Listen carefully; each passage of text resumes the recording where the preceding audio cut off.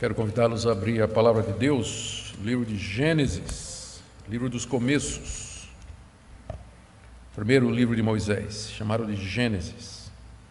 Nós vamos ler capítulo 1, nós vamos do verso 3 até o verso 13. Gênesis, capítulo 1, do verso 3 até o verso 13. Então Deus disse: haja luz, e houve luz. E Deus viu que a luz era boa e fez separação entre a luz e as trevas. Deus chamou a luz dia e chamou as trevas noite. E houve tarde e manhã o primeiro dia. E Deus disse: haja um firmamento no meio das águas e separação entre águas e águas. E Deus fez o firmamento e a separação entre as águas debaixo do firmamento e as águas acima do firmamento. E assim aconteceu. E Deus chamou ao firmamento céus. Houve tarde e manhã, segundo dia. E Deus disse: ajuntem-se as águas debaixo dos céus num só lugar, e apareça a porção seca. E assim aconteceu. Deus chamou a porção seca terra, e ao ajuntamento de águas chamou mares. E Deus viu que isso era bom.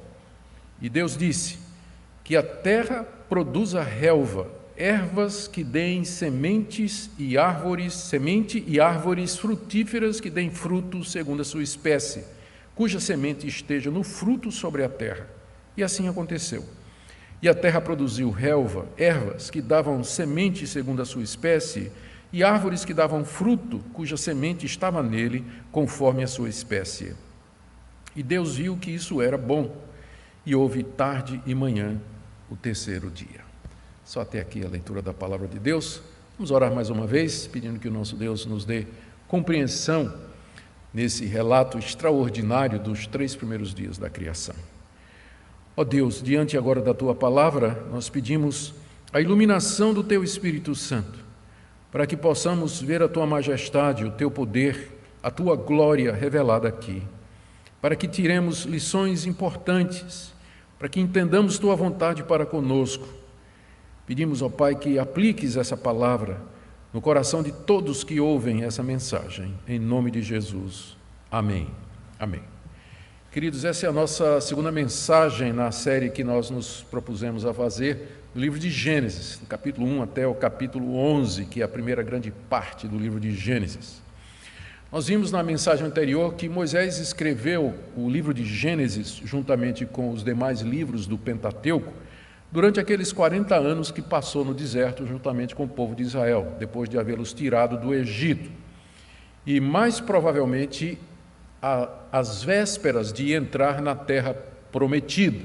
Pelo menos o livro de Deuteronômio, que é o último dos 5, ele claramente diz que é o registro das pregações de Moisés nas planícies de Moabe, do outro lado do Rio Jordão, do lado de cá do Rio Jordão, em frente à cidade de Jericó, antes deles atravessarem.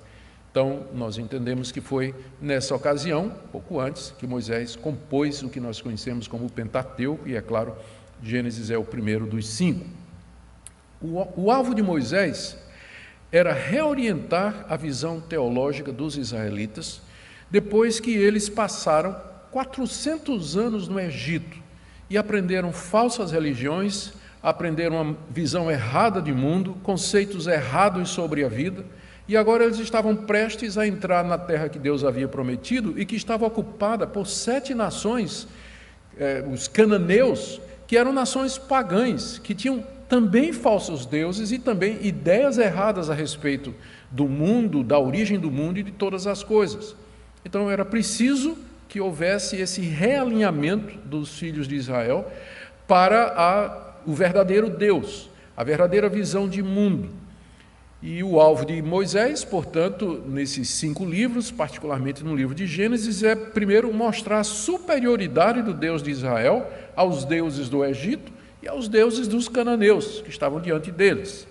Também explicar a origem de certas leis que Deus havia dado e que poderiam parecer estranhas, como, por exemplo, descansar depois de 6 dias de trabalho, ou porque o casamento tem que ser casamento monogâmico do homem com a mulher, e por aí vai. Então, Moisés queria explicar a origem dessas leis que Deus estava passando para a nação.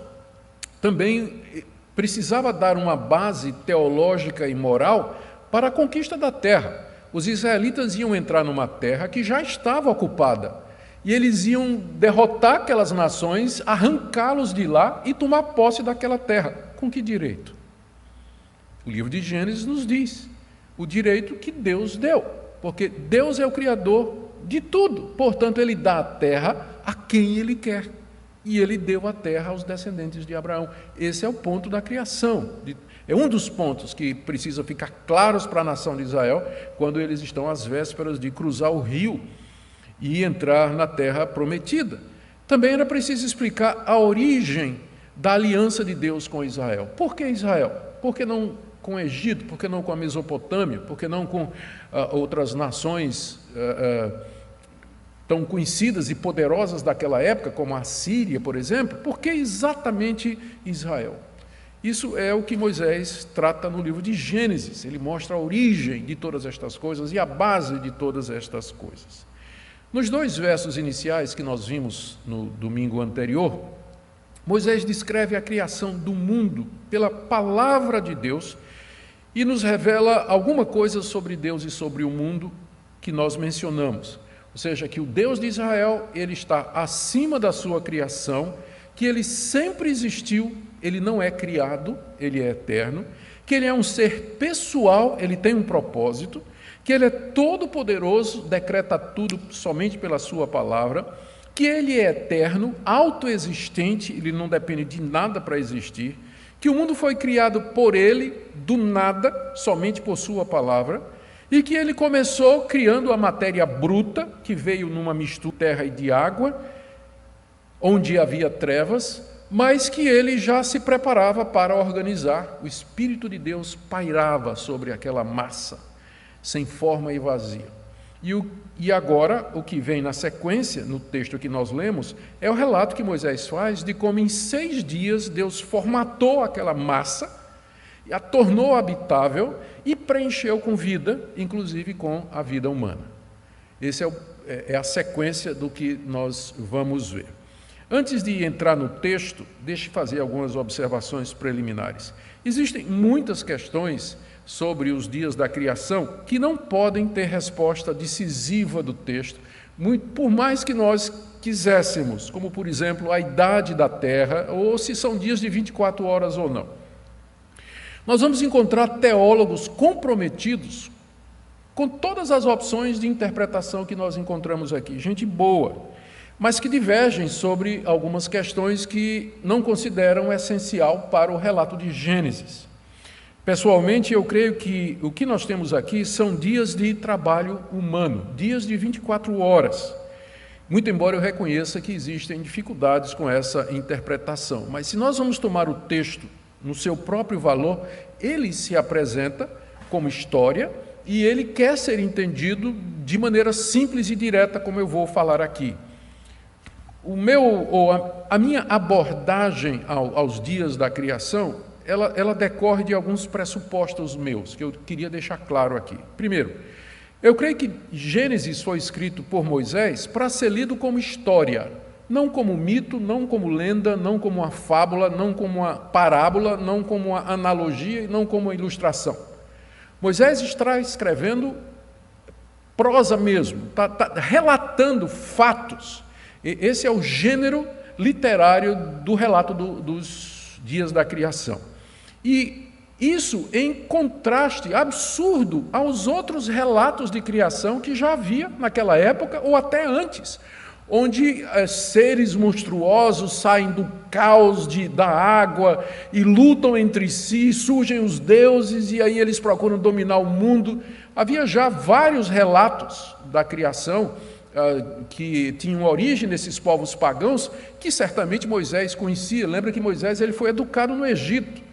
E diz, no livro de Atos é dito que ele foi educado em toda a ciência e sabedoria do Egito. Ele sabia esses relatos. O relato de Gênesis, em contraste com esses relatos, que vocês podem ler, está disponível aí na internet para quem quiser ver, é absurdo. O livro de Gênesis é simples, ele é claro, ele é direto, ele conta como história. Esses relatos são lendários, míticos, é óbvio a diferença. É só você ler e você percebe.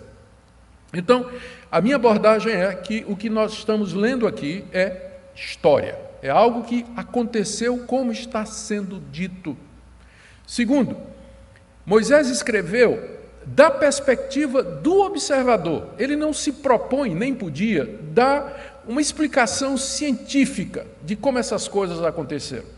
Ele está descrevendo o que pareceria a alguém que estivesse plantado ali na terra, olhando os céus como uma grande tela e as coisas acontecendo diante dos seus olhos. Então, ele fala como um narrador, alguém que está observando. Todo o texto é da perspectiva do narrador. Terceira coisa é que a audiência primária de Moisés eram os israelitas, à beira do rio Jordão, na véspera de atravessar para a conquista. Então nós temos que manter isso em mente. Quem Moisés tinha em mente quando ele escreveu isso? Quem era a sua audiência pretendida? Eram seu povo, os israelitas, depois de 400 anos lá no Egito, povo que precisava entrar na terra, precisava de respostas, precisava de base para o que ia acontecer. Isso é importante quando a gente for interpretar o texto em vários pontos.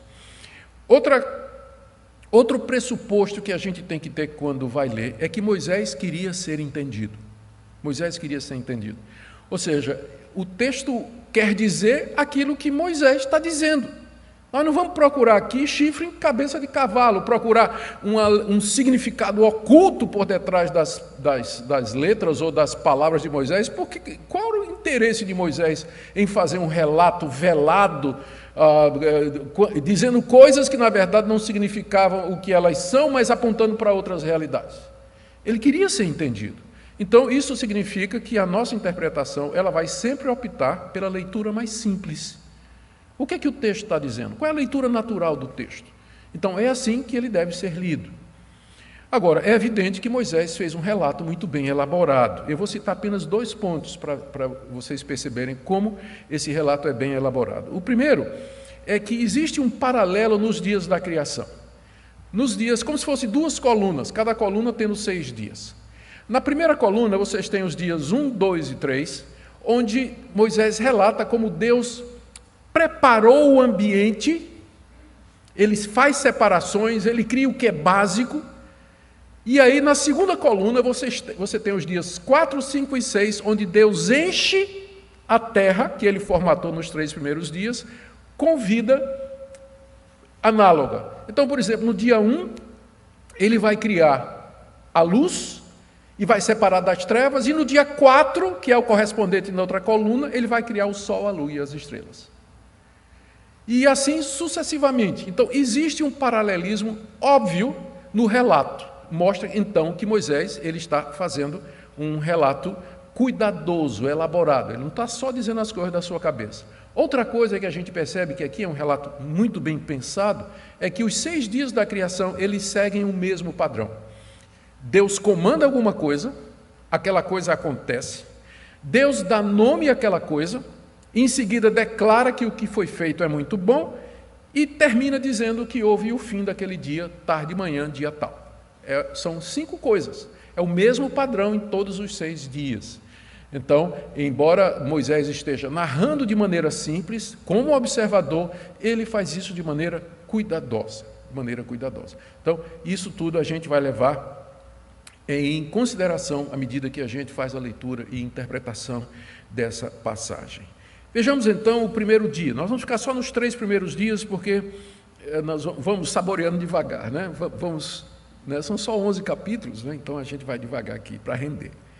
Então, primeiro dia, versos de 3 a 5, Deus cria a luz e a separa da terra. Ele começa o padrão, né? Deus comanda a existência da luz, verso 3, então Deus disse, haja luz. Então, esse então aqui, significa, depois de ele ter criado a massa, que era sem forma e vazia, e que o Espírito de Deus se movia sobre as águas, então, o então indica sequência, né? Depois de Deus ter feito a massa primordial, né, caótica, ele agora começa a ordená-la. E a primeira coisa é a criação da luz. Nós não sabemos se decorreu algum tempo entre os versos 1 e 2 e o verso 3. Os versos 1 e 2, eles falam da criação da massa, né, da matéria-prima, por assim dizer. E aí no verso 3, Deus começa a organizar aquela massa. Então, alguns teólogos, para explicar aquilo que a ciência insiste em dizer, que a Terra é muito antiga, eles dizem que pode haver aqui um gap, pode ter decorrido milhões de anos entre os versos 1 e 2 e o verso 3. A gente pode afirmar isso com certeza? Absolutamente não. É impossível que isso tenha acontecido? Também não é impossível. Como eu disse, tem questões aqui que não adianta os crentes trazerem para procurar resposta, porque não é esse o alvo de Moisés. O alvo de Moisés é mostrar como tudo começou, apontar para Deus como a origem de todas as coisas, que ele fez tudo do nada, pela palavra do seu poder. O tempo decorrido entre esse ponto e esse outro aqui, aparentemente não interessa para Moisés. Não, é uma resposta que a gente não vai ter. Vou voltar para isso mais adiante. Mas se tiver um lapso de tempo, então é provavelmente nesse espaço aqui. O alvo de Moisés, ou o ponto de Moisés, é que Deus, com sua palavra, ele ordena a luz, a existência. Disse Deus, haja luz, e a luz começa a existir. Paulo cita essa passagem na segunda carta aos Coríntios, capítulo 4, verso 6, como uma analogia do novo nascimento, ou da regeneração. Segundo aos Coríntios, capítulo 4, verso 6, Paulo disse assim: Deus que disse, das trevas resplandeça a luz, ele está se referindo a esse versículo, ele mesmo resplandeceu em nosso coração para iluminação do conhecimento da glória de Deus na face de Jesus Cristo. É interessante você ver que os autores do Novo Testamento, esse autor, Paulo, ele vê o relato aqui que nós acabamos de ler como histórico. O mesmo Deus que disse, das trevas haja luz, é o mesmo Deus que faz a luz do Evangelho brilhar no coração incrédulo, no coração cheio de trevas e de ignorância. Aqui a gente é tentado a fazer essa comparação. O mesmo poder que das trevas trouxe a luz é o mesmo poder necessário para iluminar o coração obscurecido do pecador com a luz do Evangelho.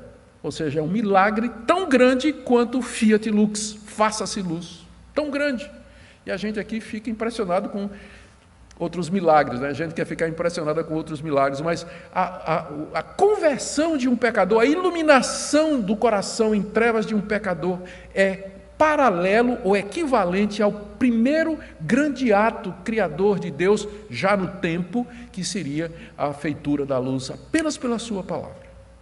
Paulo cita essa passagem.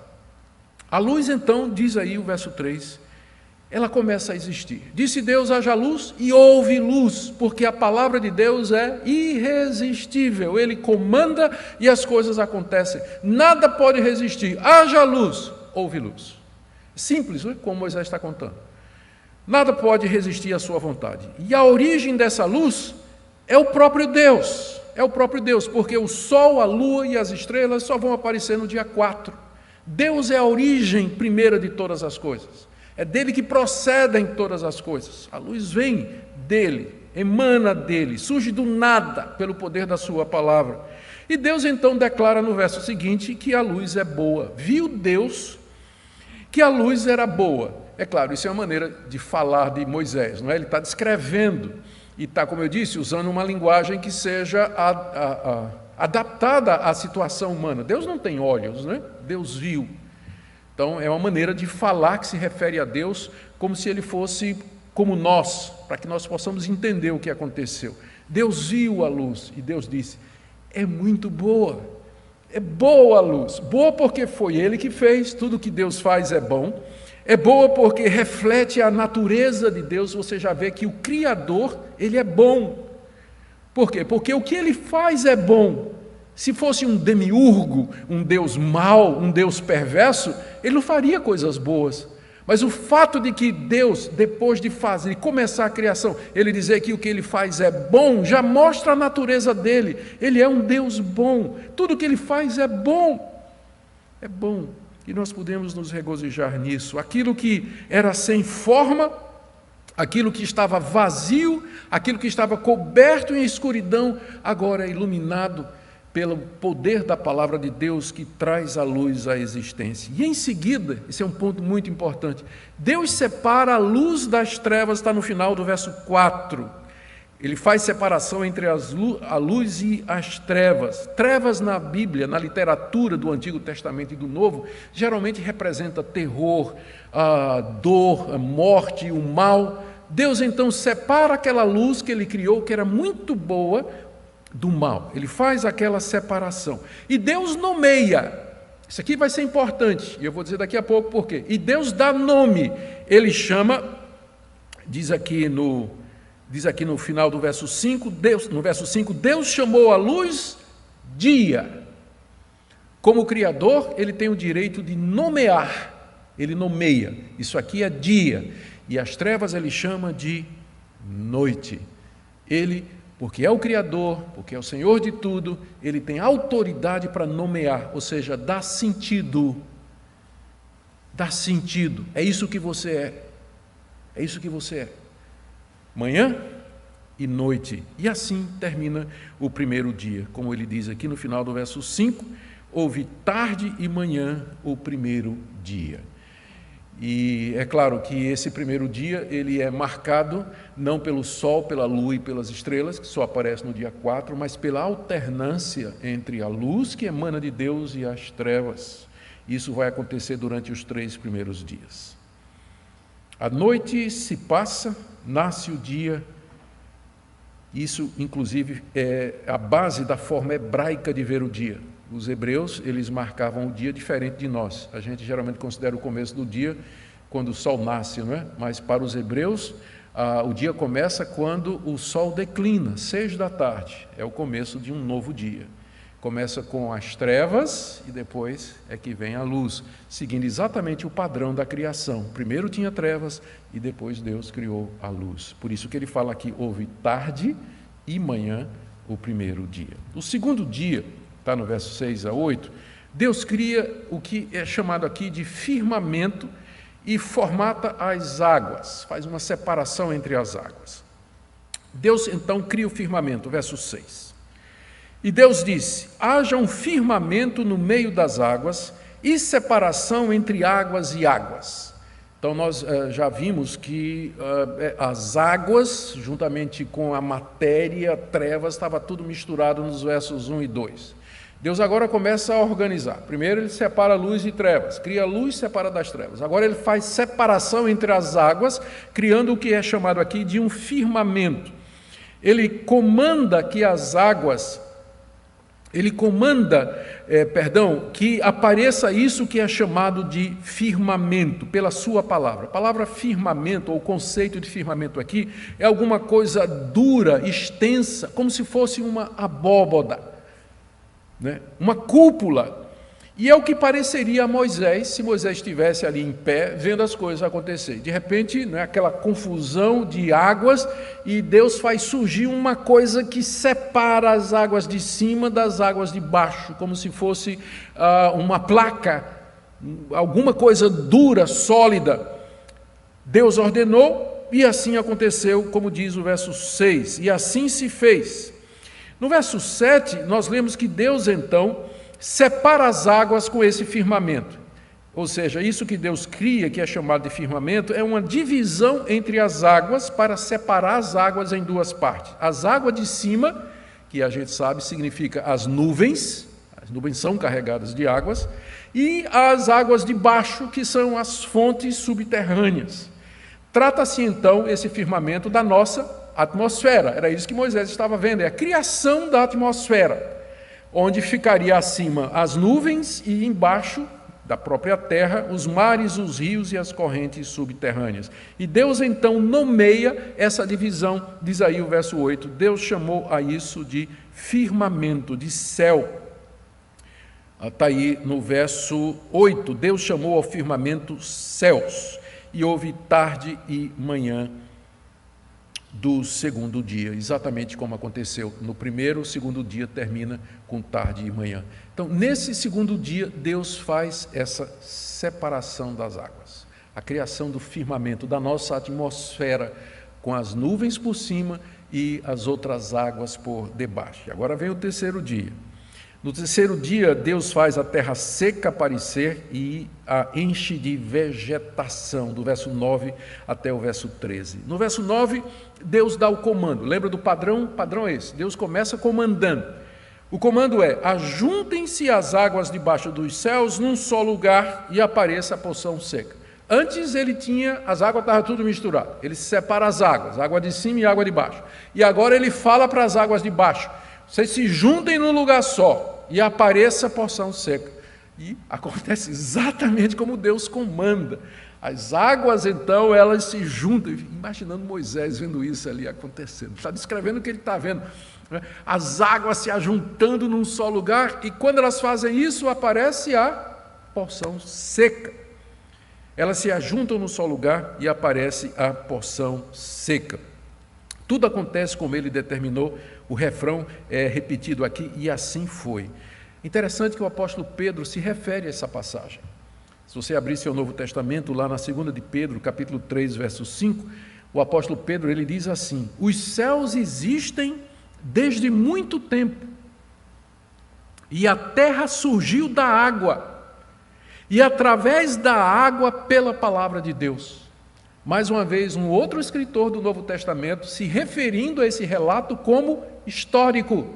Era assim que Jesus lia o Antigo Testamento, era assim que os apóstolos liam o Antigo Testamento. Esse relato, ele sempre é referido na Bíblia como sendo histórico. Ele relata alguma coisa que aconteceu, ainda que tenha muita coisa para as quais a gente não tenha resposta. Não tem resposta.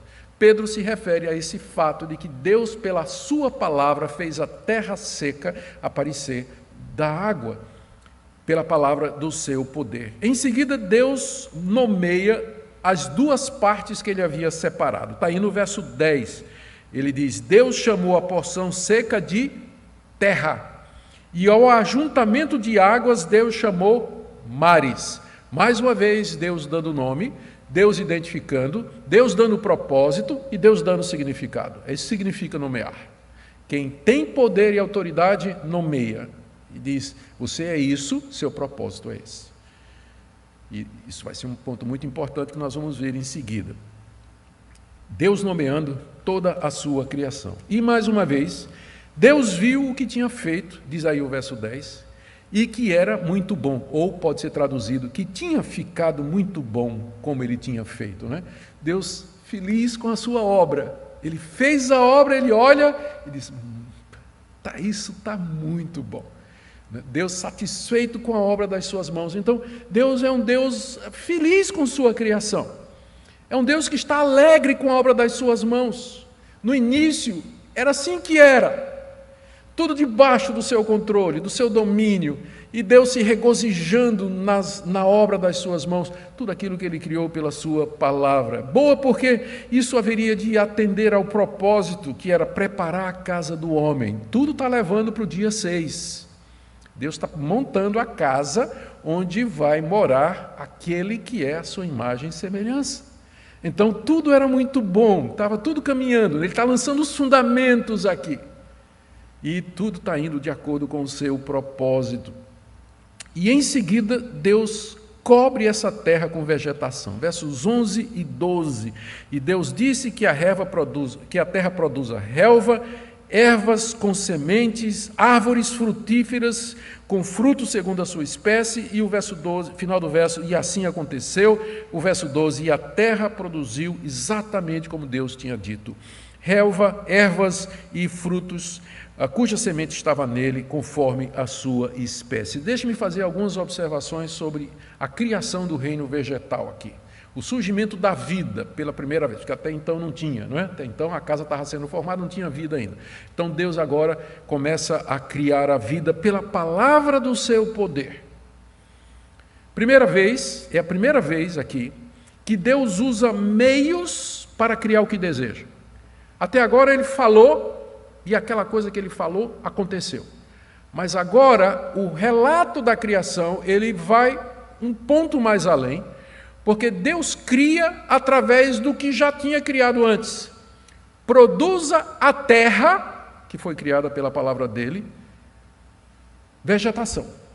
Então, a vegetação procede da terra que Deus já tinha criado. Isso já é algo novo aqui, não é? Deus criando alguma coisa a partir do que já havia, que a terra produza a vegetação.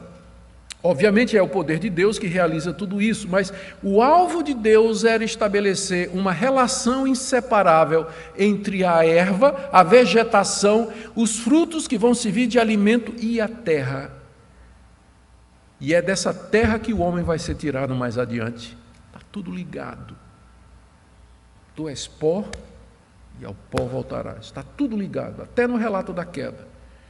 Então, agora é da terra que Deus faz brotar a vida.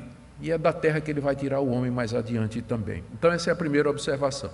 Segunda, perceba que Deus criou ervas, relva, plantas e árvores frutíferas com a capacidade de se reproduzir. Diz aqui que Ele fez todas estas coisas e que essas plantas, a relva, a erva e as árvores frutíferas, com semente ou sem semente, não é? Essa parece que é a principal distinção, elas são capazes de se reproduzir, ou seja, não era preciso mais um ato criador.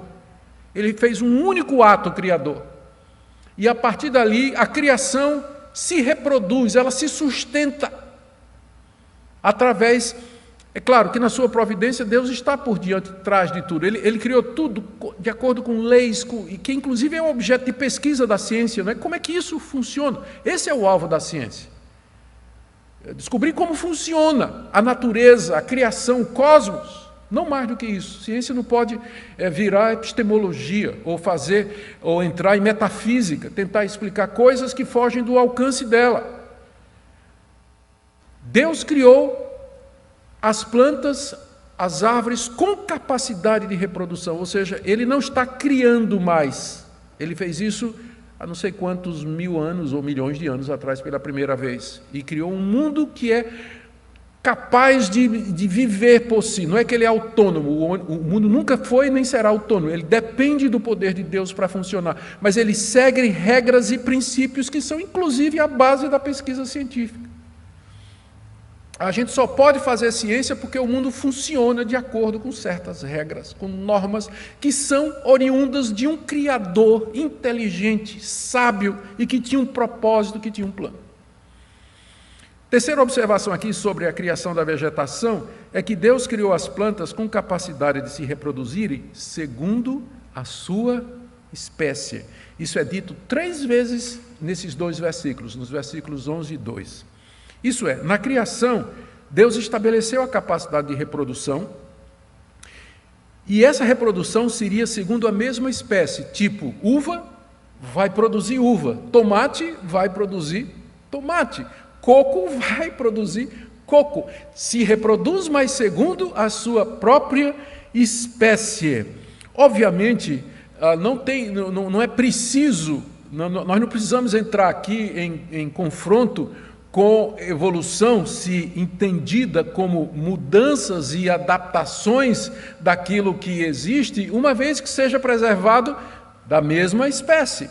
Então, dentro de uma mesma espécie, há variações. Não tem só um tipo de tomate. Talvez Deus tenha criado um tipo de tomate, mas criou com capacidade de adaptar-se, dependendo do clima, dependendo das circunstâncias, dependendo de uma série de outros fatores. Então, nós não temos problema com isso. Às vezes o pessoal acha que a gente é contra a ciência. Nós não somos contra. Não tenho dificuldade se você entender a evolução como sendo adaptação dentro de uma mesma espécie, que é aquilo que a gente chama de microevolução. É óbvio que existe. E foi isso que Darwin descobriu na Ilha Galápagos, quando ele viu lá que o tentilhão ele tinha um bico adaptado a um certo tipo de fruta durante uma certa época do ano, e que depois, em outra parte da ilha, o mesmo tentilhão tinha um bico diferente, adaptado a outro tipo de vegetação.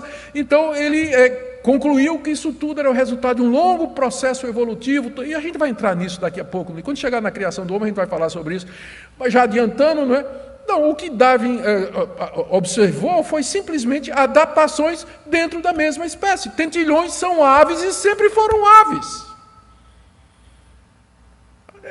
Não era um dia um peixinho, uma piaba que estava no mar primordial, que criou pernas, saiu para a beira do rio, e de repente um dia sentiu vontade de voar, saíram as penas, bateu asa, eis as aves.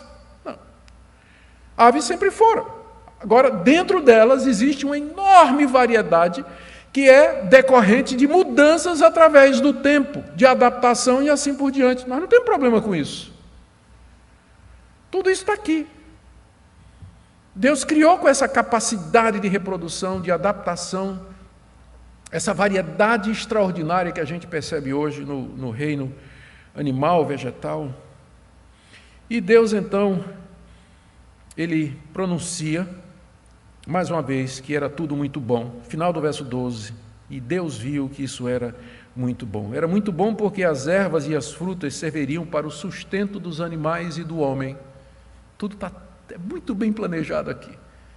Tem um propósito. Isso vai servir para o sustento da vida. Tudo é feito com beleza, com ordem. E Deus olha e diz, muito bom. Um Deus feliz, né? Vou usar uma coisa, não me entenda mal. Um Deus orgulhoso da sua criação. Essa é a única forma de falar humana, né? Deus assim olha para a criação e diz, puxa vida, tá bonito demais. Um Deus contente, feliz, alegre com aquilo que Ele tinha feito, porque tudo que Ele faz é muito bom. E assim termina mais um dia, verso 13, houve tarde e manhã o terceiro dia. Lembra que mais uma vez que quem estava marcando o final e o início de um dia era a luz que procedia de Deus. As plantas aqui que surgem, elas precisam de luz. E por enquanto elas são alimentadas pela luz que procede de Deus, porque a luz solar ela vem apenas no próximo dia. Deus aqui termina, esse foi o dia mais cheio, mas a obra de dar forma ao material e preparar o ambiente para a chegada da vida está terminada. E nos dias subsequentes, Deus vai preencher esse mundo agora habitável com peixes, aves, animais e finalmente o homem. É isso que nós vamos ver no próximo domingo, se Deus permitir.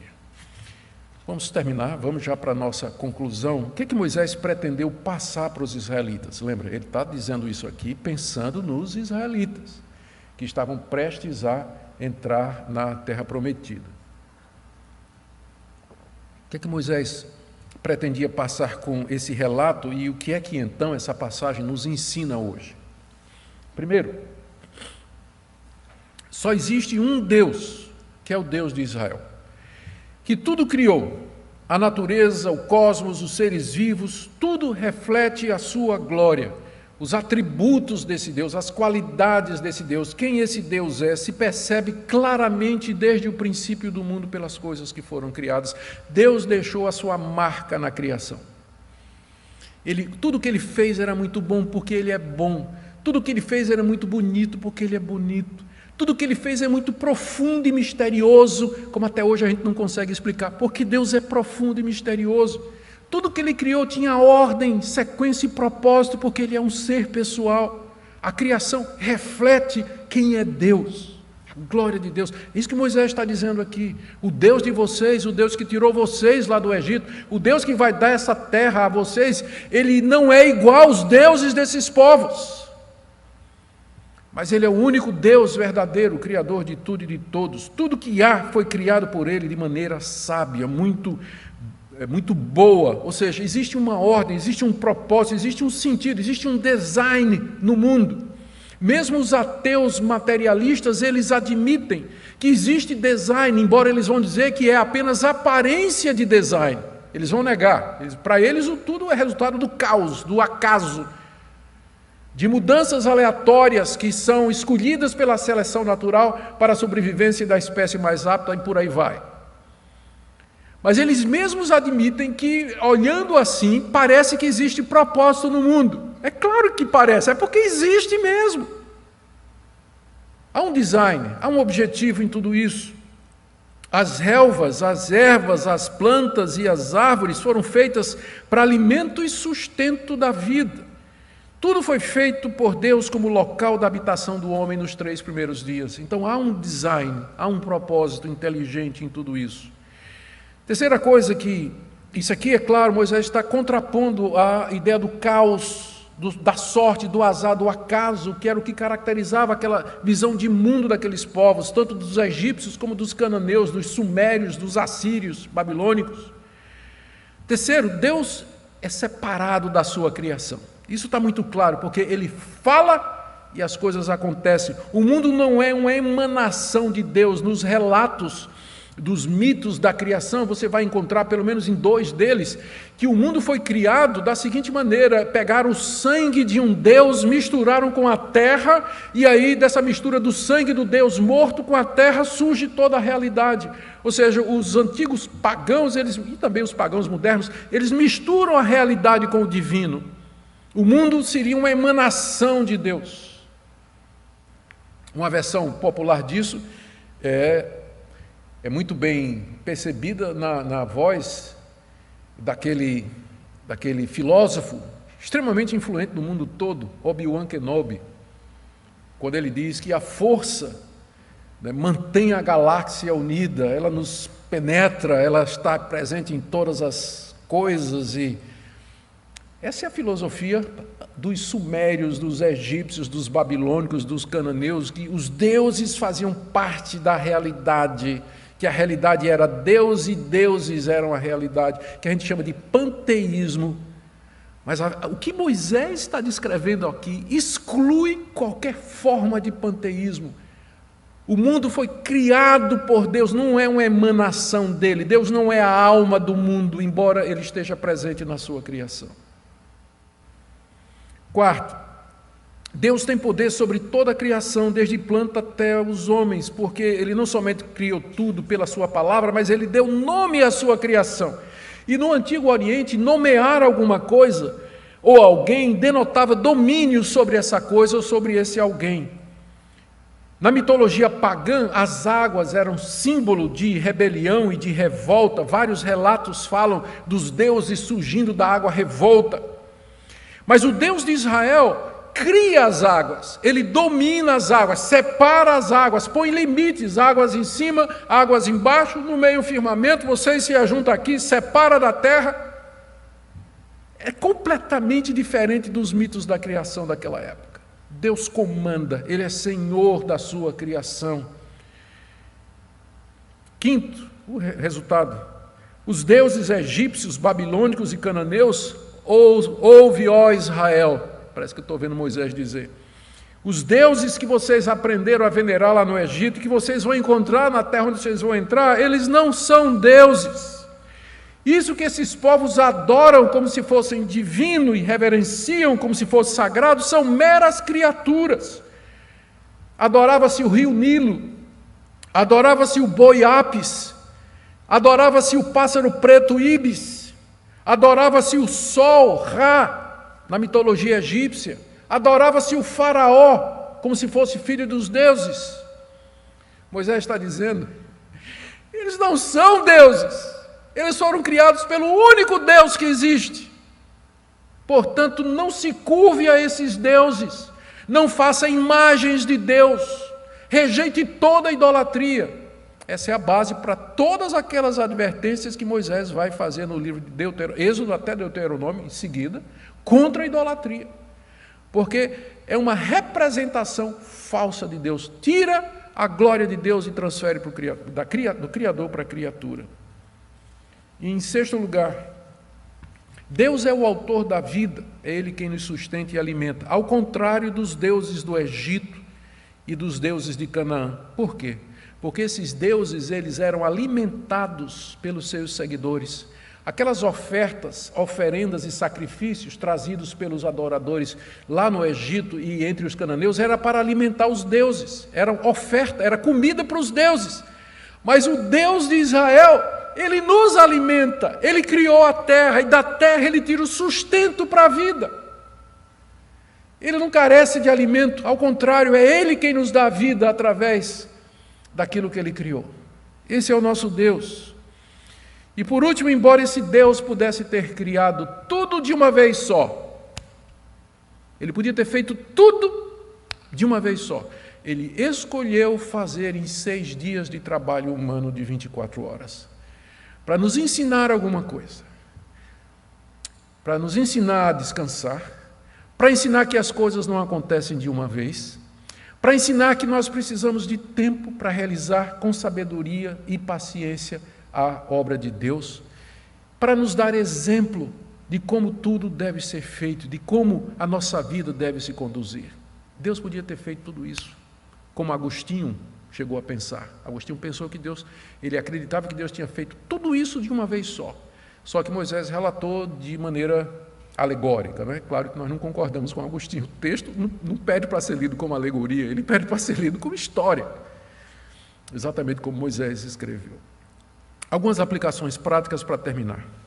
Primeiro, uma palavra a você que se sente desafiado em sua fé por algumas teorias modernas com nome de científicas, entre elas a teoria da evolução.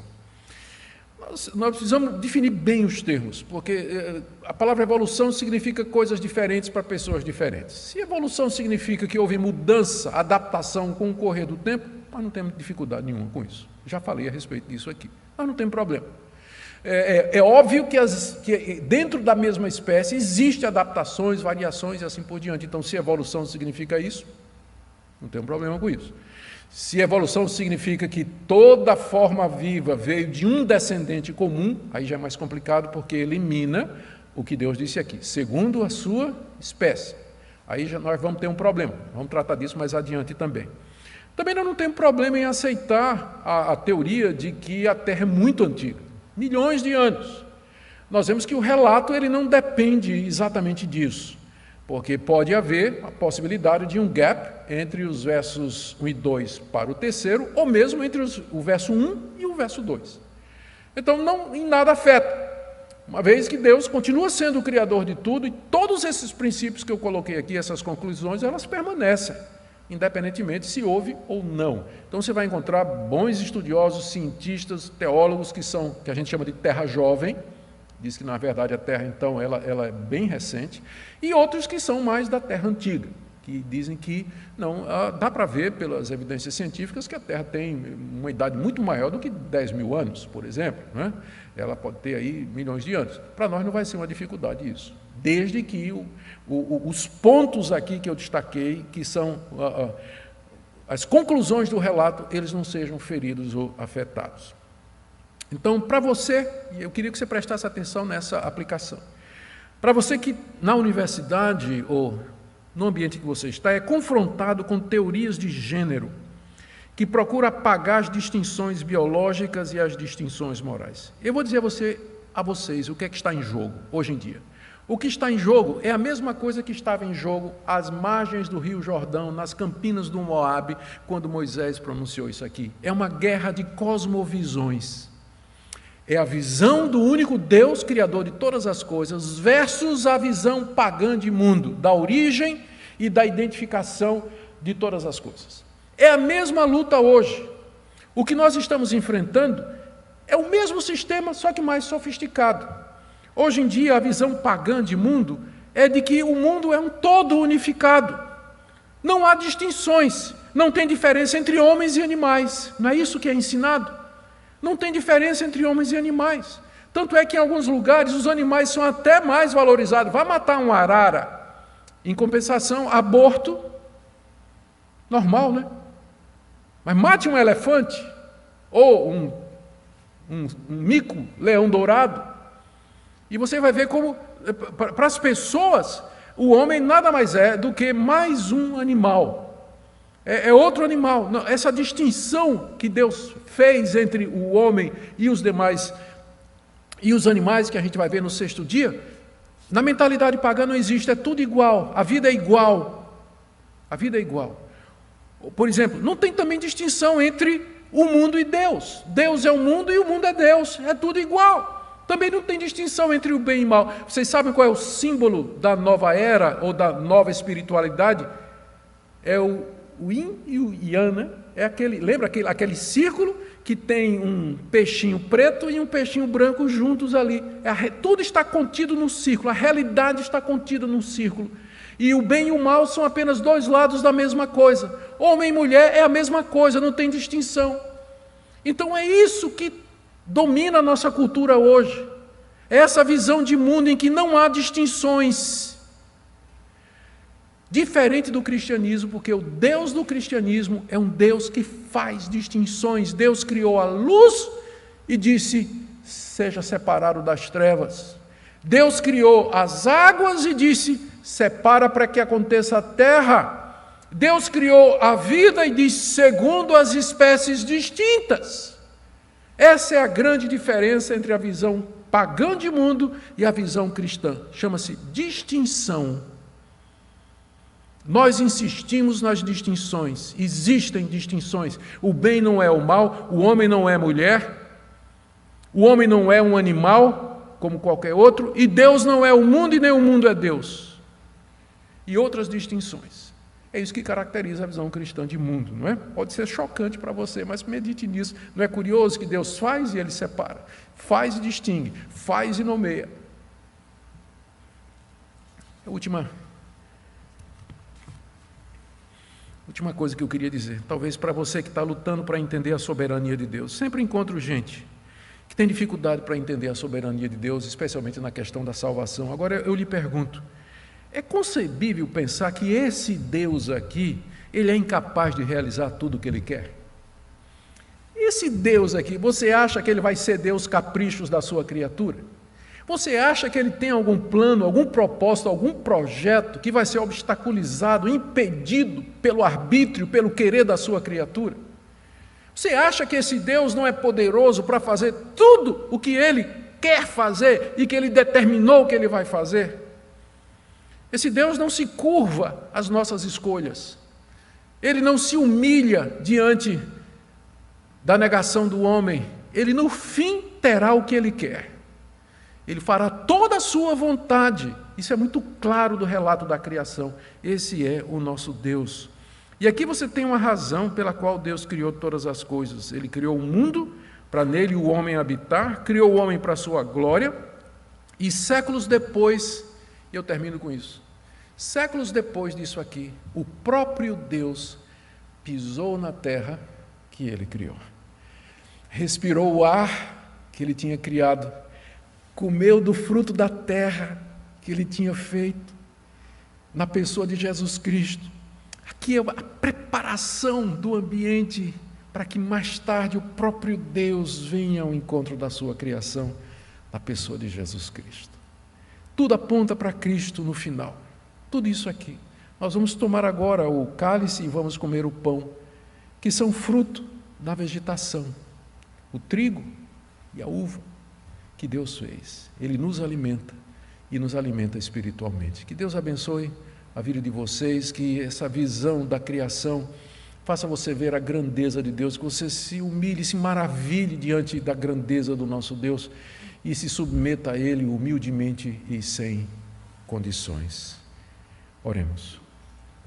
Te damos graças, nosso Deus, nos achegamos a Ti com o coração cheio do esplendor da Tua majestade, da Tua glória. Tu és grandioso, Tu és infinito, Tu és supremo, eterno, todo-poderoso, não tem como descrever o Senhor.